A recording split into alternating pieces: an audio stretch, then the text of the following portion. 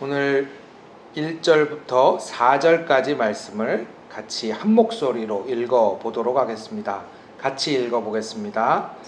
아합이 엘리야가 행한 모든 일과 그가 어떻게 모든 선지자를 칼로 죽였는지를 이세벨에게 말하니, 이세벨이 사신을 엘리야에게 보내어 이르되, 내가 내일 이맘때에는 반드시 내 생명을 저 사람들 중 한 사람의 생명과 같게 하리라.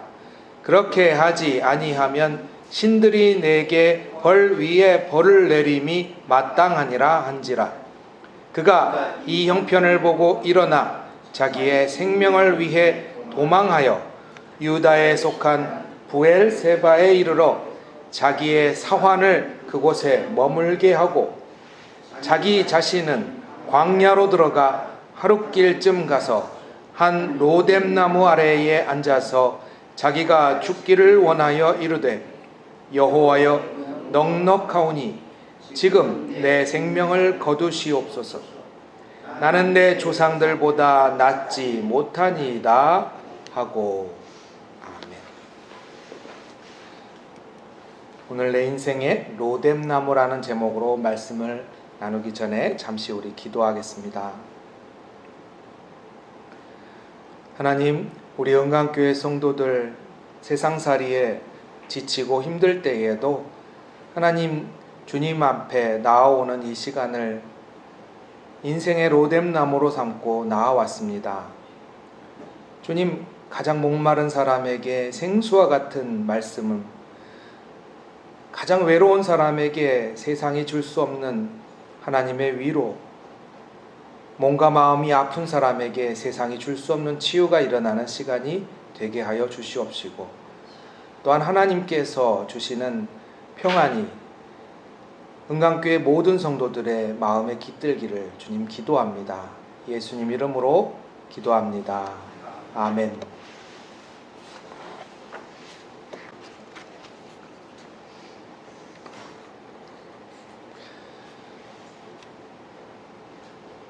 지난주에는 저희가 고난을 이해하는 방식에 대해서 같이 나눴습니다. 오늘은 로뎀나무라는 제가 주제를 말씀드렸는데요. 이 로뎀나무는 정반대로 얘기하면 절망에 관한 이야기입니다. 절망이 그렇게 심각하게 멀리 있는 단어처럼 느껴지겠지만, 사실은 절망이라는 건 내가 완전히 다 끊어져서 혼자 있는 상태, 희망이 완전히 없다고 생각하는 상태를 말합니다. 제가 여기 교회를 오다가 그 라디오를 잠깐 들었는데 AI 전문가가 나오셔서 잠깐 이야기를 하시더군요. 그 이야기를 들었는데 무서웠습니다. 사실 무서웠어요. 왜 무서웠냐? 지금 보니까 그분이 말씀하시기를, 사람이 AI한테 일을 시키고 AI가 사람한테 결과물을 주는 게 엊그제, 불과 1, 2년 전 얘기인데, 이제 올해 방금 얼마 전에 쉽게 말씀드리자면 AI끼리 일을 하는 국제적 기준이 확립이 되었다라고 이야기를 하시더라고요. 그 말은 무슨 뜻이냐면, AI가 일을 AI한테 시키고 AI가 결과를 받아서 AI한테 일을 주는 겁니다. 그러면은 우리는 어디 있죠? 그분이 얘기하시더라고요. 이제 일하는 시대가 끝났습니다. 우리 근대, 어떻게 보면 근현대를 살아가는 우리에게 직업이라는 것은 우리 자신하고 똑같습니다. 제가 목사의 일을 하기 때문에 목사인 거잖아요. 똑같죠? 그리고 그 일을 한다라는 것이 나를 말해주는 세상에서 이제 그 개념이 무너지고 있다라는 것을 얘기해주고 있어요. 그리고 나서 그분이 더 무서운 얘기를 하더라고요. 쉽게 얘기하니까 더 무서웠어요. 차라리 어렵게 얘기하면 알아들을 텐데 쉽게 얘기하니까 더 무서웠어요. 옛날에 증기기관이 발명되고 온 세상이 바뀔 때까지 한 100년 정도가 걸렸는데 본인이 전문가로서 진단하기는 그 100년 정도의 시간이 이라는 장기적 변화의 시간이 이제 맥시멈 5년 정도로 본다. 즉 5년 정도면 이 세상이 100년 동안 변한 게 변할 것이다 라고 이야기를 했습니다. 소름이 쫙 끼쳤죠. 5년 뒤면은 일자리가 사라지겠구나. 장기적인 게 5년이라고 하니 그 사이에 얼마든지 일어날 수 있겠구나. 그래서 사실은 이 시대의 모든 것이 바빠지고 사람들이 엄청나게 많은 사람들이 서로 연결하고 또 심지어 기계와 사람이 아주 많이 붙었다가 연결되는, 어떻게 보면 전문적인 용어는 초연결 사회라고 하는데, 이런 초연결 사회 속에서 더 다가오는 것은 고립감입니다. 성경에서도 이 고립감에 대해서 이야기를 많이 하고 있는데 그 중에 대표적인 인간의 케이스가 바로 엘리야입니다. 그리고 우리 현대인들은 이 고립감을 이기지 못해서 죽는 케이스가 이제 많고, 그것이 하나의 사회적인 용어로 등장하기 시작했어요. 그게 절망으로 인한, 굳이 한국말로 표현하자면 절망으로 인한 죽음입니다. 제가 보여드리는 이 통계가 바로 이 미국 사회에서 지금 절망으로 인해 사망하는 사람의 숫자의 증가분입니다.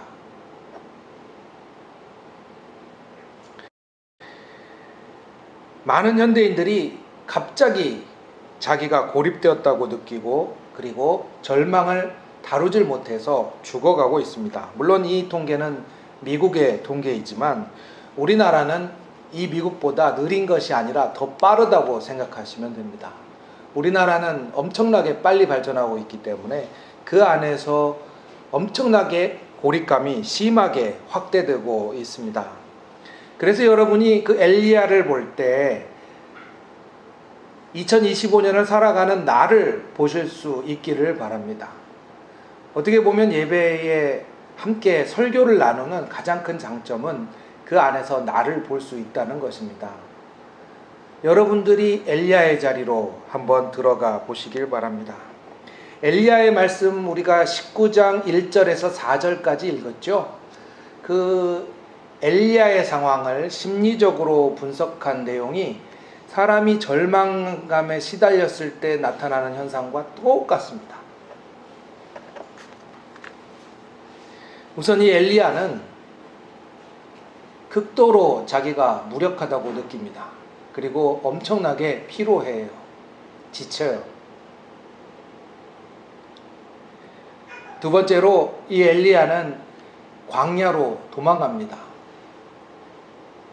사람을 안 만나려고 하죠. 여러분 가운데서도 그런 것을 겪어보셨는지는 모르겠습니다. 저는 겪어봤습니다. 사람을 안 만나려고 하죠. 그리고 사람들과 연락을 안 하기 시작합니다.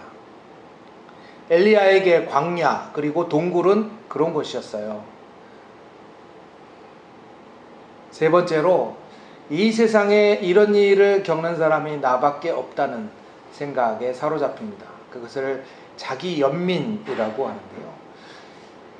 자기 자신에 대한 연민이 끝나거나 혹은 외향적인 성격이 강한 사람들은 이어서 외부의 원인 혹은 사람에 대한 탓을 하기 시작합니다. 그것이 원망이죠. 즉 자기 자신과 밖에 있는 내 주변 사람들을 공격하기 시작합니다.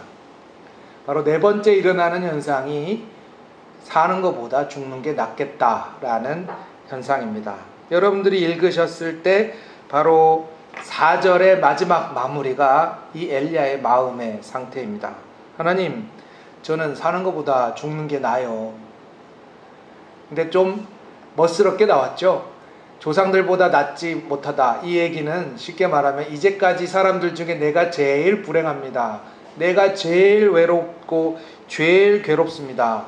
저 이전에 주변 사람들은 하나도 실패하는 것 같지 않은데 나만 이렇게 인생이 꼬였습니다 라고 얘기하는 장면이 바로 이 장면입니다. 성경 속에서는 이 절망을 놀랍게도 한참 들떠있고 한참 신나는 사람의 현상으로 가르쳐 줍니다. 무슨 말이냐?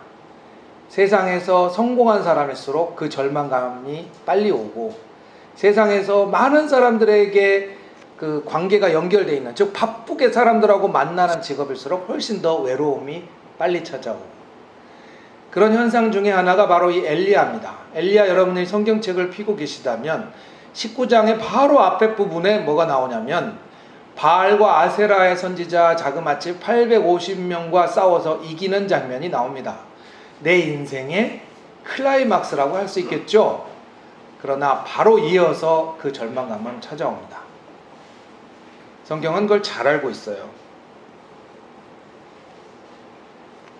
그래서 성경 속에서는 그 낙심이 사람의 동전의 양면처럼 붙어 다니는 것으로 얘기합니다. 옆에 사람이 심지어 이해가 안 갈 정도죠. 여러분이 엘리야 이야기를 여기서 읽어서 보면, 아니 바로 옆에, 바로 앞장에 불과 하루 전에 인생의 가장 클라이막스를 경험했던 사람이 불과 하루 뒤에 인생의 가장 큰 절망을 만끽한다, 맛본다. 성경 속에서는 그래서 이 낙심을 영혼의 현상으로 보고 있어요. 우리 인간이 어떤 사람은 못났기 때문에 절망하고 어떤 사람은 잘났기 때문에 절망 안 하는 것이 아니라, 누구나 힘이 있는 사람은 더 절망이 크고 힘이 약한 사람은 절망이 약하게 올 뿐 누구나 절망하게 됩니다. 그리고 특히 우리나라 사회처럼 엄청나게 빠르게 사람들을 만나고 헤어지고 엄청나게 빨리 변하는 사회일수록 사람들이 자기한테 일어나는 이것을 어떻게 해야 될지 몰라요. 그러니 죽음이라는 마지막 단계로 빨리 가는 거죠. 내가 어떻게 이걸 다뤄야 될지 모르니까 죽어야지 라는 생각이 강해집니다. 아시다시피 우리나라에서 자살률이 세계 1위인지는 오래됐어요. 이제 경쟁 상대가, 이런 말은 좀 그렇지만 경쟁 상대가 안 나타날 정도로 이제 오래 세계 1위를 간직하고 있습니다. 저는 그래서 사실 멀리 생각하지 않았습니다. 은강교회 성도들 또한 마찬가지죠. 은강교회 성도들도 똑같이 서울에서 똑같이 힘들게 바쁘게 살아가시잖아요. 우리에게 똑같이 일어나는 문제고, 그 엘리야의 자리는 바로 나의 자리입니다. 요즘에 그래서 많은 심리학 상담이 이거에 대한 대책을 내놓고 있지만, 사실 심지어 그런 대책을 내가 살면서 연습해 볼 기회도 별로 없어요. 너무 바빠서. 여러분이 텔레비전 보시면 제일 많이 나오는 사람 중에 하나가 오은영 박사님인데, 오은영 박사님은 제가 몇 개를 찾아보니까 똑같은 얘기를 반복해요. 이런 감정이 들 때 자기의 감정을 도망가지 마세요. 엘리야도 똑같죠. 도망가지 마세요. 근데 엘리야 도망가잖아요. 도망가지 마세요. 내 감정이 진짜 힘들구나, 내가 정말 무력감을 느끼는구나, 내가 절망하는구나 라는 걸 대면하세요 라고 이야기를 계속 해주세요. 똑같은 얘기를 반복하는데도 계속 반복하는 이유가 뭐겠어요? 그 말대로 하는 사람이 별로 없어요. 다룰 줄 몰라요. 오늘 여러분이 보시는 이 엘리야, 또 여러분이 아마 주일학교에서 한 번쯤 들어보셨던 선지자 요나, 이 모든 사람들은, 엘리야 같은 경우는 자기 자신을 자책하면서 죽고 싶어하고, 요나 같은 사람은 하나님을 원망하면서 외향적이기 때문에 밖을 공격합니다. 그 차이만 있을 뿐이지 절망감을 깊숙이 경험합니다. 근데 상담가는, 여러분 절망 속에서 여러분 이렇게 하셔야 됩니다. 예를 들어 오은영 박사님, 절망하는 나를 도망가지 마시고 내가 지금 속상하구나 하고 바라보세요 라고 하는 게 오은영 박사님의 이야기라면, 성경은 도대체 뭘 얘기하고 있는지 여러분이 아셔야 되지 않겠습니까? 그죠? 성경은 절망할 때 여러분 어떻게 하세요? 이런 답은 별로 알려주지 않아요. 그러나 명확하게 알려주는 게 있어요. 그게 뭐냐면, 절망한 사람들을 하나님이 어떻게 대하시는가는 잘 가르쳐주고 있습니다. 그래서 내가 하나님을 믿는 게 사실은 내가 나 자신을 아는 것만큼 중요하다라는 것을 가르쳐주는 것이죠. 내가 나 혼자서 다 할 수 있었으면 오은영 박사님으로 충분했겠죠. 그러나 그렇지 않다는 걸 이미 다 알고 있고, 그래 사람이 아는 게 한계가 있어 라는 그 지혜를 터득한 사람이라면 이제 성경으로 눈을 돌릴 때가 된 것입니다. 성경은 절망한 사람을 하나님이 어떻게 다루시는가 하고 보고, 그 절망한 사람을 다루시는 하나님을 만나는 사람도 같이 보여줘요. 우선 엘리야는 큰 걸 기대해요. 큰 걸 기대합니다. 뭔가 하나님이 나한테 오면은 큰 인생의 변화가 있었으면 하는 마음이 있는 것 같아요. 그래서 여러분들이 지금 성경 펴보실 뒷장을 한번 넘겨보시면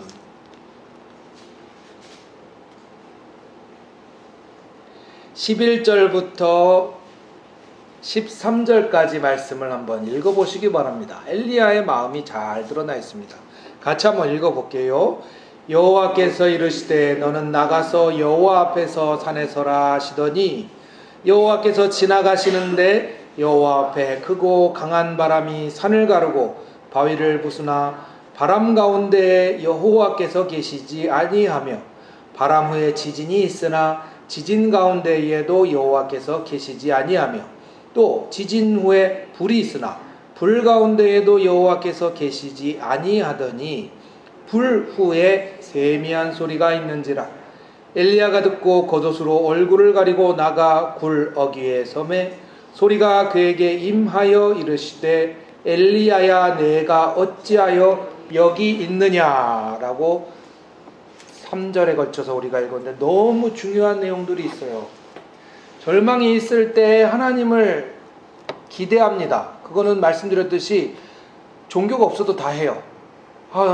내가 어딘가 종교에 기대서 혹은 심지어 뭐에 기대서 기도하고 싶어. 내가 아무것도 못하는데 누구나 다 할 수 있는 마음입니다. 그러나 엘리야를 볼 때 여러분 아시는 게 뭐예요? 큰 걸 기대해요. 굉장히 드라마틱한 변화가 나에게 일어나기를 간절한 마음으로 기대합니다.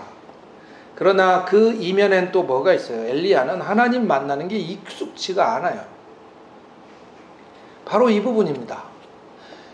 교회를 오래 다녀도 하나님 만나는 게 익숙치가 않아요. 엘리야는 얼굴을 가리고 나갑니다. 죽을까봐 무섭다는 얘기예요. 자기가 하나님을 만났을 때. 하나님께서 절망한 사람에게 나타나실 때 우리가 판단이 엇갈리기 시작하고 심지어 하나님의 성품이 어떤가를 전혀 알지 못하는 상태에서 하나님을 만나게 됩니다. 그리고 하나님은 뭘로 만나주세요? 세미한 음성으로 만나주세요. 세미한 음성. 큰 변화로 만나주시는 게 아니라 세미한 음성으로 사람에게 나아가기 시작합니다. 왜 그러실까? 도대체 왜 그럴까? 하나님께서 왜 세미한 음성으로 사람에게 나아가실까? 이것은 부모와 자녀의 관계를 살피면 잘 알 수 있어요. 여러분, 부모와 자녀의 관계가 돈독하다는 것을 어떻게 알 수 있냐면 자녀가 부모가 말하는 것을 굉장히 귀 기울여 듣습니다. 그리고 기울여 듣는다는 게 뭐예요? 부모님이 말씀하시는 게 진짜 내가 어려울 때 힘이 되는구나라는 것을 곰곰이 살펴보면서 듣게 됐죠. 의미가 있다고 생각해요. 그러나 오늘날 한국 사회에 벌어지는 일 중에 하나지만 부모의 권위가 굉장히 빨리 떨어지는 관계에 어때요? 부모는 말을 하면 말은 듣긴 하지만 의미는 별로 없다고 생각해요. 그러니 부모님은 그렇게 생각하시는구나 넘어가거나 혹은 잔소리라고 생각해서 그만 좀 하시라고 하거나 아니면 정보를 주셔도 굉장히 오래된 정보라고 여겨질 때가 많죠. 저도 마찬가지입니다. 네. 바로 말의 내용이 중요한 게 아니란 얘기예요. 관계가 허술하면 무슨 말을 해도 다 잔소리고 무슨 말을 해도 의미가 그 마음에 들어가질 못해요. 하나님께서 보여주시는 건 뭐냐? 해법이 관계로 들어가는 거예요. 내가 하나님을 만나기 너무 어색해하고 심지어 무서워하기까지 하는 절망한 사람에게 하나님이 해법은 관계로. 관계가 마음을 정하기 때문입니다. 방법이 마음을 정하지 않아요. 그러니 현대인들이 저지르는 똑같은 실수를 하지 않으시기를 바랍니다. 현대인들은 방법을 굉장히 구체적이고 논리적으로 제시하는 데 익숙해져 있어요. 그러나 나의 근원으로 들어가는 그 질문에 하나님과의 관계가 얼마나 중요한지에 대해서는 무척이나 어색하고 미지의 영역의 두려움까지 갖고 있는 경우가 많이 있습니다. 한때 우리나라에서 굉장히 베스트셀러였던 신앙서적이 있습니다. 하나님을 경외하는 마음이라는 책이에요. 이 조이 도슨이라는 목사님이 지은 책인데, 이 제목이 사실은 경외라는 말이 무섭다라는 뜻이잖아요. 그래서 저는 번역이 좀 잘못됐다고 생각해요. 이 책의 원제는 친밀한 우정이에요. 하나님과의 친밀한 우정. 하나님과의 친밀한 우정이라는 책을 쓴 이 조이 도슨 목사님은 이렇게 책에 쓰셨어요. 여러분 뒤에서 글자가 안 보이시기 때문에 제가 읽어드리겠습니다. 하나님은 우리가 절망에 빠져 있을 때 우리를 그분께로 더 가까이 이끄시며 우리의 가장 깊은 필요를 채우기 위해 일하십니다. 그분은 우리의 연약함을 통해 당신의 강함을 드러내고 우리가 세상적인 것에 의존하는 것을 멈추고 온전히 그분만을 신뢰하도록 가르치십니다. 저는 여러분이 그 어떤 곳보다 예배당에 내 발걸음이 오기로 결정했다라는 사실이 이 중에 적어도 반 정도는 동의하신다고 생각합니다. 뭐예요? 다른 사람과 다른 방법이 하나님에게 있고 나도 하나님과 함께 그 관계로 나의 자신의 문제를 대면하고자 하는 것이죠. 이 조이 도슨 목사님은 그래서 가장 연약한 것이 오히려 하나님과 가장 깊은 관계를 형성한다는 것을 잘 보여주고 계세요. 그리고 그것이 갖고 있는 힘이 뭔지를 알아요. 절망적인 사람에게서 나타나는 가장 연약함은 사실은 그 어떤 것에도 의존하고자 하는 나의 습관을 하나님께로 향하도록 바꾸어내는 역할들이 있다고 하는 것입니다. 그래서 신앙의 선배들은 가장 절망적일 때 사실은 기도도 잘 못하거든요. 대부분 기도도 잘 못하는데 가장 절망적일 때 권해주는 게 있어요. 그게 뭐냐면 하나님 뭐 해주세요, 뭐 해주세요. 내가 지금 뭐 자금이 어렵고 뭐 건강이 어렵고 이거 막 이렇게 기도하는 것보다 오히려 간단한 기도를 반복해서 하세요 하고 충고하는 경우가 많아요. 왜? 내가 생각한 것들이 기도 가운데 복잡하게 나타나는 것보다 더 간단하게, 그러나 간단하게라도 내 마음을 담아서 하나님 앞에 나아가는 것을 먼저 권해드리는 거예요. 하나님 앞에 나아가시고 하나님께서 절망한 나를 다루시도록 하는 거죠. 내가 하나님한테 뭘 받아서 다루는 것이 아니라는 말씀을 드리고 있는 것이죠. 엘리야의 19장 이야기를 여러분들이 쫙 읽어보면 어때요? 엘리야는 하는 게 별로 없어요. 엘리야가 주어인 동사가 뭐가 있냐면 나아간다, 먹는다, 일어선다 해요. 다 보면 어떤 반응에 대해서 내가 뭔가를 하는 것이지 능동적인 게 별로 없어요. 그럼 하나님이 하시는 일이 하나님이 주어인 동사들이 뭐가 있냐? 먹인다, 깨운다, 부른다 해요. 뭘 말해줘요? 절망 가운데 하나님께서 가장 능동적으로 일하시고 비록 우리는 그 힘이 없지만 엘리야는 충실히 그것을 받아 먹었다라는 것입니다. 오늘 이 예배당에서 여러분들이 엘리야를 만난다라면 사실은 가장 힘있게 역사하시는 하나님을 만나시는 거죠. 하나님을 신뢰하면서 하나님이 일하시는 것을 엘리야가 보듯이 여러분에게도 역사하신다라는 걸 그냥 그 정도만 듣고 가셔도 하나님께서 일하실 것입니다. 때로는 내가 모든 것을 하려고 했을 때 이 시편 130편은 굉장히 우리를 단순하게 만들어줍니다. 이게 이제 사실은 중세 시절부터 교회에서 내려오는 절망 가운데 반복해서 하는 기도문이에요. 시편 130편 아까 교동문에 읽으셨죠? 1절과 2절입니다. 이 간단한 기도문은 한번 같이 읽어보겠습니다. 여호와여, 내가 깊은 데서 주께 부르짖었나이다. 주여 내 소리를 들으시며 나의 부르짖는 소리에 귀를 기울이소서. 얼마나 간단합니까? 얼마나 간단해요. 이거를 여러분들 더 간단히 내 얘기로 할 수 있어요. 힘들고 있을 때 하나님, 내가 하나님께 나갑니다. 하나님, 나 좀 들어주세요. 하나님, 내가 힘들어요. 하나님, 내 목소리 좀 들어주세요. 딱 두 문장이에요. 그러나 이렇게 간단하게 이야기하는 것은 가장 필요로 하는 것이 무엇인지를 하나님께 인정하는 것이라고 합니다. 무슨 말인지 아시겠죠? 하나님, 저 이것도 필요하고요, 저것도 필요하고요, 저것도 필요하고요, 저것도 필요하고요. 구체적인 것 같지만 실제로 이 모든 걸 누가 정했어요? 내가 정했잖아요. 그것이 아니라 하나님, 저 힘들어요. 주님, 제 신음소리 좀 들어주세요. 주님, 저 아파요. 제가 아픈 것 좀 하나님 봐주세요. 주님, 저 속상해요. 저의 눈물을 하나님 좀 봐주세요. 우리의 영혼에 필요한 것들은 간단한 것입니다. 복잡한 게 아닙니다. 내가 하나님으로부터 공급받는 것은 굉장히 간단한 것입니다. 그것은 가까이 계신 하나님입니다.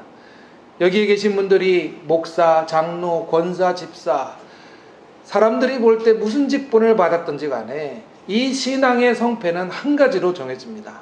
하나님과의 관계입니다. 그 하나님과의 관계 속에서 하나님께서 모든 것을 하시고 나는 거기에 붙어 있기 때문에 내 인생에 의미가 생겨나기 시작합니다. 여러분들, 이 기도가 여러분의 짧은 기도로 다시 태어나기를 축원합니다. 같이 기도하겠습니다.